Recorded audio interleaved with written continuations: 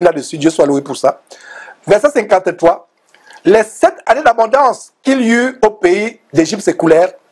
Verset 53, 54. Et les 7 années de famine commencèrent à venir, ainsi que Joseph l'avait annoncé. Il y eut famine dans tout le pays, dans tous les pays, non seulement en Égypte, toute la terre fut frappée de famine. Quand il dit ça, les gens devaient dire, mais Georges, où tu as vu que toute la terre avait la famine? Regardez, verset 54, il y eut famine dans quoi? Tous les pays, mais dans tout le pays d'Égypte, il y avait du pain. La parole de Dieu est claire. Le seul pays dans le monde, à l'époque, où il y avait du pain, c'était l'Égypte. Verset 55, pardon. Quand tout le pays d'Égypte fut ainsi affamé, le peuple cria à Pharaon pour avoir du pain. Pharaon dit à tous les Égyptiens, venez vers moi, c'est ça? Non!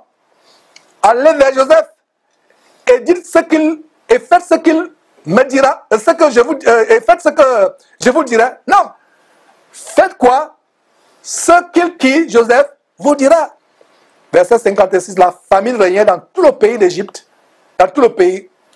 Joseph ouvrit tous les lieux d'approvisionnement et vendit du blé aux Égyptiens. La famine augmentait dans le pays d'Égypte. Verset 57. Et de tous les pays, on arrivait en Égypte. De tous les pays, on arrivait en Égypte pour acheter du blé. Imagine comment les gens vont de l'Éthiopie, les gens vont du Mali, de Tombouctou, les gens vont de la France, de l'Italie, de Rome, pour aller en Égypte chercher à manger. Et de tous les pays, on arrivait en Égypte pour acheter du blé auprès de Joseph, car la famine était forte dans tout le pays. Joseph, qui non seulement devient célèbre en Égypte, tout le monde entier se déplace pour aller vers Joseph. Est-ce que vous avez imaginé ça un instant? Est-ce que vous avez vu comment tous les pays? Nous ne sommes pas encore à la fin avec le chapitre 41. J'ai d'abord voulu qu'on lise tout simplement jusqu'à la fin, avant d'examiner une grande sagesse dans les conseils que Joseph, inspiré par Dieu, avait donné à Pharaon. Quelque chose de tellement grand. Au verset 35 et 36, on va analyser quelque chose de tellement grand, ouvrir une parenthèse et conclure ce chapitre et voir rapidement le chapitre 42. Comment les frères de Joseph vont venir en Égypte. Mes frères, c'est tellement grand ces choses. Et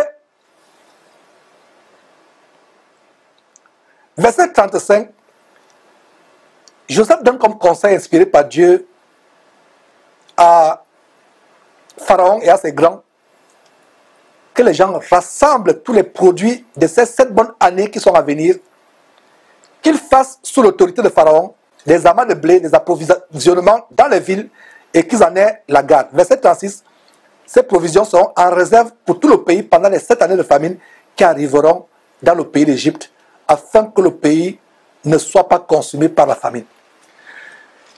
Cette sagesse de Dieu a une double application dans les temps où nous vivons. Une première application spirituelle et une deuxième application physique. Commençons par l'application physique, elle est tellement simple. Quand vous avez des moments d'abondance dans votre vie, vous avez un salaire, et je recommande toujours non seulement aux jeunes gens, mais à tous les chrétiens, surtout ceux qui ont le trou dans la main, qui demandent à Dieu de fermer ce trou. C'est-à-dire quand il y a le trou dans la main, ça veut dire qu'ils peuvent avoir un grand salaire, mais ils ne réalisent rien avec ce salaire-là. Les dépenses inutiles, les futilités, soit avec les prostituées, soit avec les achats futiles, on ne sait même pas pourquoi. Il achète ces choses, vouloir vivre au-dessus de ses moyens, aspirer aux grandes choses, etc. Et même si on a un salaire consistant, on se retrouve sur pauvre. Et voilà comment Joseph nous donne une grande sagesse qui a une application, comme je l'ai dit, sur le plan physique que je suis en train d'analyser. D'abord sur le plan physique, et on va voir ensuite sur le plan spirituel comment ça s'applique. Donc sur le plan physique, je dis souvent aux jeunes gens, et à nous tous d'ailleurs, quand Dieu vous a béni avec un travail, dites-vous qu'il y a des moments de disette qui peuvent arriver. Surtout dans les temps où nous vivons, où les chrétiens seront persécutés, ou peut-être il arrivera qu'on ne vous recule même pas si vous êtes chrétien. Ou alors peut-être d'autres qui pourront se retrouver un jour licenciés ou je ne sais pas, peu importe le problème que vous avez, pendant les moments d'abondance, ne dépensez pas tous votre revenu.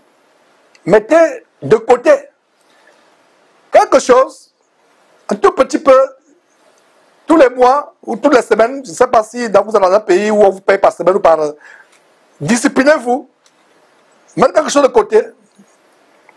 Vous avez les dépenses pour votre famille.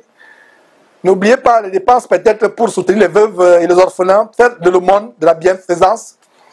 Et pour ceux qui peuvent soutenir une œuvre d'évangélisation, vous le faites, ou un ministère quelconque que vous pensez être une bénédiction pour les gens, vous le soutenez. Mais n'oubliez pas, mes frères et sœurs, de mettre un peu de côté. Ce n'est pas que nous manquons de foi par rapport à l'avenir, parce que n'oubliez pas que Dieu est notre avenir, Dieu est notre futur, ne se soucie pas. Mais la sagesse voudrait que, quand vous avez de l'abondance, ne dépensez pas tout ce que vous avez. Si l'argent que vous avez reçu à la fin du mois ne finit pas, vous n'êtes pas tranquille. Vous voulez qu'il parte, vous voulez que tout parte, soit dépensé, et comme cela vous vivez au jour le jour. Je parle de ceux qui ont peut-être les moyens, qui ont le boulot, etc., qui peuvent pouvoir au bien de leur famille. Ne dépensez pas tout. Regardez la sagesse de Joseph. Il y a des années de famine qui pourront arriver. Mon frère, ma soeur, si tu es dans une année d'abondance maintenant, dans les années d'abondance, tu es dans les années d'abondance, les années de famine peuvent venir dans 3 ans, dans 5 ans, dans 10 ans. Donc pendant que tu es dans ces années d'abondance, mets quelque chose de côté. Va arriver peut-être que tu sois en retraite, que tu n'aies plus à travailler. Tu ne seras pas en train d'être mendiant, de vivre à la charge, soit de tes enfants, soit de qui que ce soit. Et il y a des frères, quand tu leur donnes ces conseils, ils te disent, mes frères, aie la foi, Dieu va pourvoir. Hein? Je ne me soucie pas du lendemain, Dieu va pourvoir. Et quand les problèmes se passent plus tard, et il n'a pas été sage comme Joseph l'a conseillé, lui qui disait que Dieu va pouvoir, ce n'est plus Dieu qui va pouvoir, c'est les frères et sœurs en Christ qui vont pouvoir. Il va aller vers les frères et sœurs pour qu'ils pouvoient. Ce n'est pas mauvais, nous devons aider les frères qui sont dans le besoin. Mais ce serait quelque chose d'assez irresponsable devant Dieu. Je parle surtout pour ceux qui ont eu des moyens consistants. Vous avez eu des moyens, vous avez eu l'abondance, mais vous avez tout dilapidé, toutes les choses futiles. Soit pour les chrétiens qui ne sont pas complètement chrétiens, ils vont dans des maisons de joie avec les amis.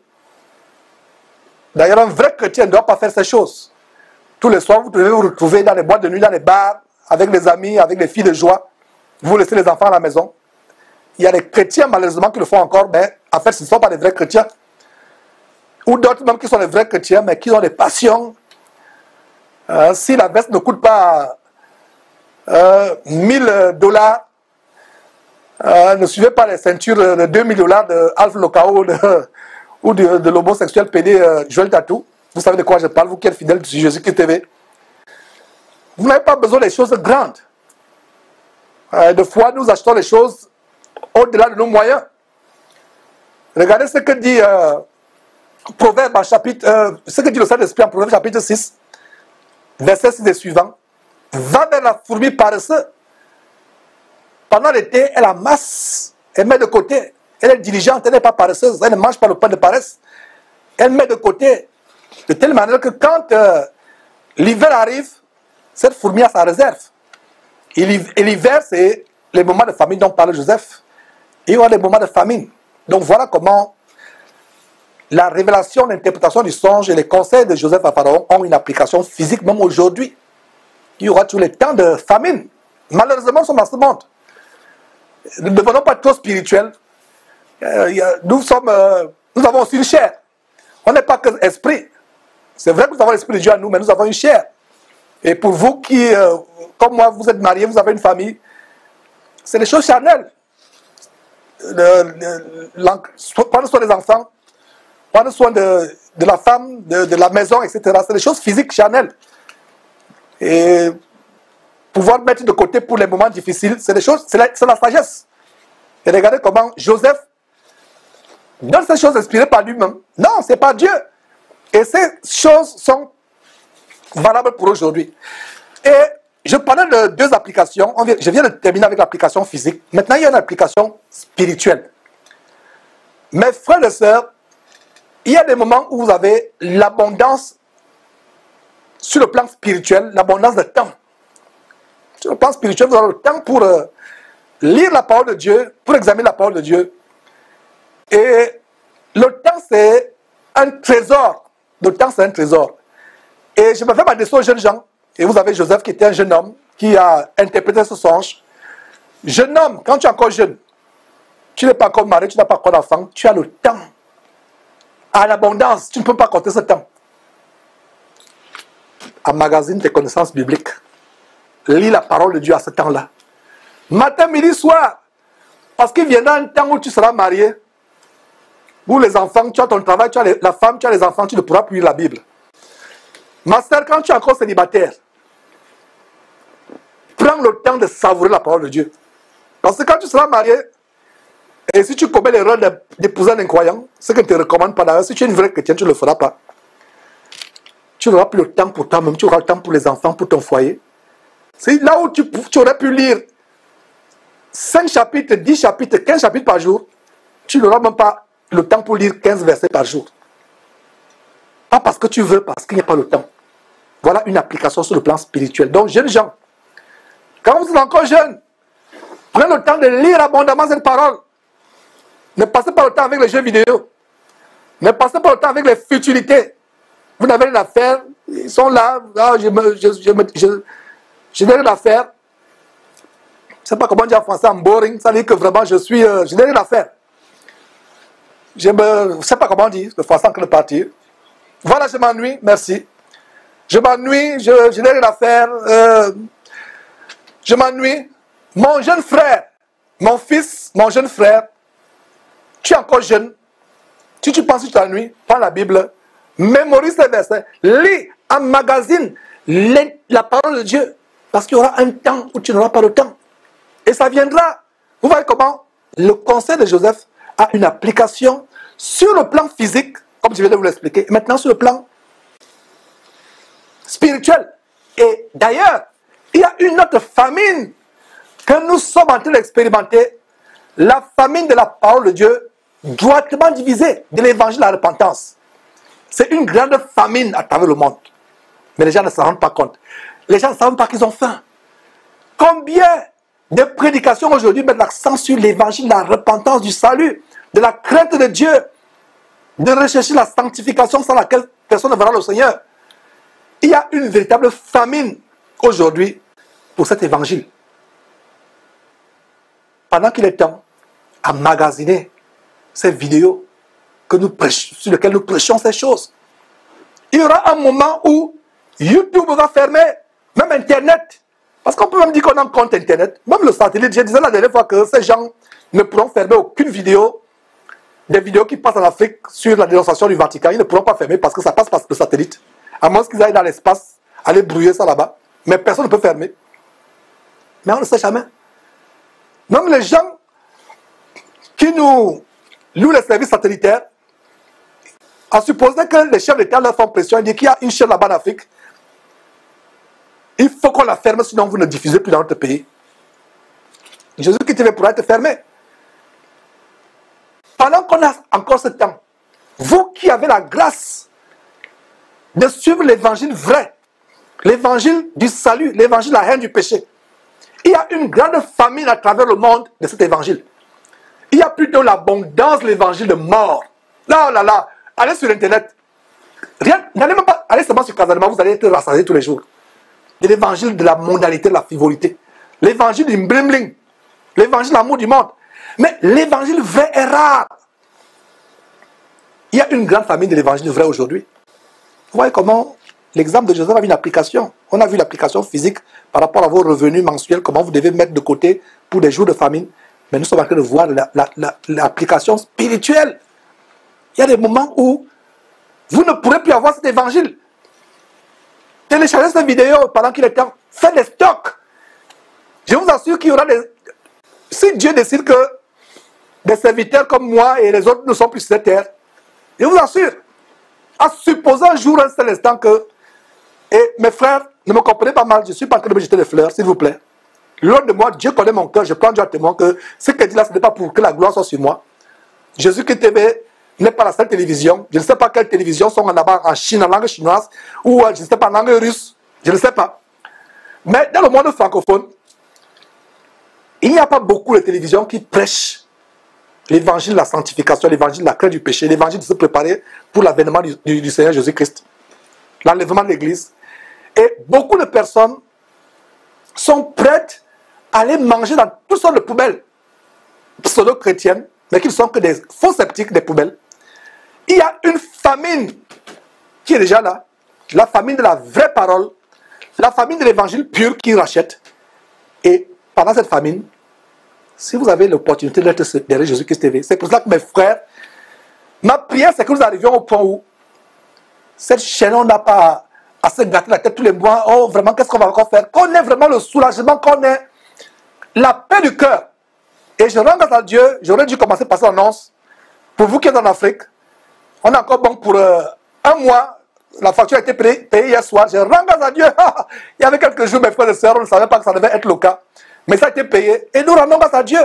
Et depuis un an, dans quelques semaines, ça va faire un an, jour pour jour, que chaque fois qu'un mois arrive, on paye. On dit, ah, merci Seigneur.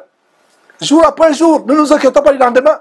Mais ça serait aussi intéressant vraiment si on peut avoir le cœur tranquille, avoir même 6 mois en réserve. On paye même d'avance pendant 6 mois. On reste tranquille. Pourquoi pas un an? Et c'est possible, et c'est ma prière. Donc, c'était la bonne nouvelle que pour vous qui êtes en Afrique, détendez-vous. Mes frères, on a pu payer hier pour le mois de mars. Nous rendons grâce à Dieu. Nous croyons aussi que le mois d'avril sera couvert. Et il n'est pas encore couvert, mais nous croyons Dieu qu'il sera couvert. Mais le mois de mars a été payé hier. C'est une parenthèse. Et je rends grâce à Dieu.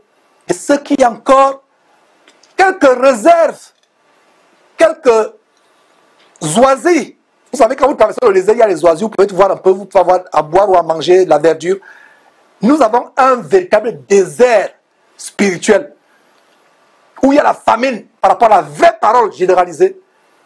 Et ces petits oasis, ces petits îlots au milieu de ce désert, comme Jésus-Christ et autres, c'est là où vous pouvez avoir un peu d'herbe pour manger, un peu d'eau pour boire. Et quand vous allez dans ces îlots comme Jésus-Christ TV, amassez.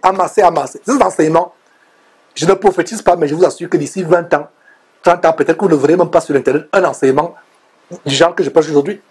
Parce que le diable s'acharne à fermer la vérité. Donc, faites vos stockages. Je ne sais pas comment vous pouvez faire. Peut-être des clés ou des ordinateurs spécifiques ou des petits serveurs ou vous pouvez télécharger cette vidéo. Parce que nous vivons presque la famine généralisée de la parole de Dieu, la vraie parole. Je ne parle pas des Bibles. Déjà même que ces Bibles pourront même disparaître aussi. Pourront disparaître. Donc, si les Bibles disparaissent, et si vous n'avez pas magasiné la parole de avec intelligence, la mémoriser, pour la passer à vos enfants, comme les griots en Afrique, où il n'y avait pas de livres à l'époque, mais la tradition africaine se passait de bouche à oreille, de génération en génération. Donc ça veut dire qu'on peut brûler ces livres. Les gouvernements peuvent interdire les Bibles dans les pays, sur Internet, etc. Mais si nous faisons comme Joseph, qui a dit pendant les moments d'abondance, nous avons encore ces livres, emmagasinons, étudions, mémorisons, de telle manière que s'il n'y a pas la Bible, je peux communiquer à mes enfants ou à l'église qui se réunit dans ma maison quelques aspects de ce que j'ai dans la tête, mes frères et sœurs. Donc il y a un moment de famine spirituelle qui ne fait que se généraliser. Emmagasinons cette parole de Dieu, non seulement dans notre intelligence, et surtout, vous jeunes gens, toi qui n'es pas encore marié, tu comprendras le jour où tu vas te marier, tu vas te rappeler de moi, tu vas dire, oh Jean, je comprends maintenant. Tu as une femme, tu as des enfants, ils sont là, oh papa ceci, papa cela, tu n'as même pas le temps, après le travail, ils sont là. Tu veux te lire comme si tu veux lire ta Bible, tu n'as pas le temps. Tu n'as pas un endroit où au sous-sol, tu t'enfermes, tu t'isoles, personne ne t'entend. Tu n'as pas. Ce sera difficile. Donc, pendant que tu es encore célibataire, jeune, tu as tout le temps. Ne consacre pas ce temps pour les futilités. Consacre ce temps pour emmagasiner. Sur l'exemple de Joseph, pendant les années d'abondance, il a conseillé aux Juifs, il a conseillé aux Égyptiens d'emmagasiner pour les années des dizaines qui devaient venir. Quand on revient après cette petite pause, on va donc voir comment le monde entier venait vers Joseph, y compris ses frères, et il va rencontrer ses frères après plus de 13 ans d'absence, de séparation. Ses frères qui pensaient lui faire du mal, et vous allez voir ce qui va se passer.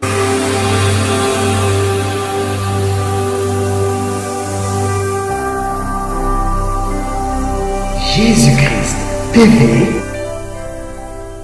vous connaîtrez la vérité et la vérité vous affranchira.